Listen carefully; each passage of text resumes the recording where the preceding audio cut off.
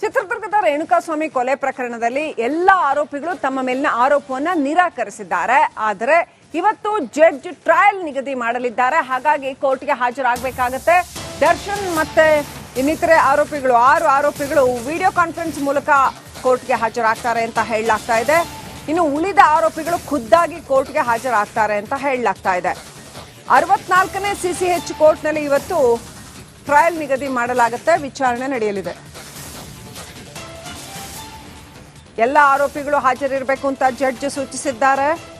ಇವತ್ತು judge trial ನಿಗದಿ ಮಾಡ್ತಾರೆ.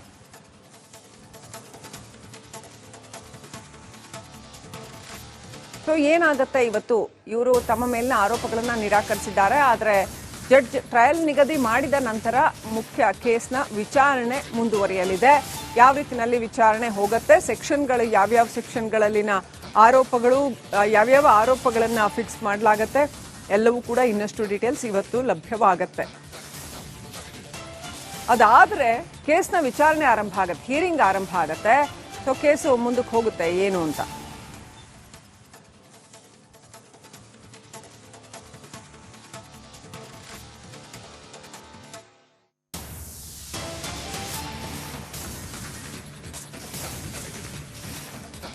ಉಪಮುಖ್ಯಮಂತ್ರಿ ಡಿ ಕೆ ಶಿವಕುಮಾರ್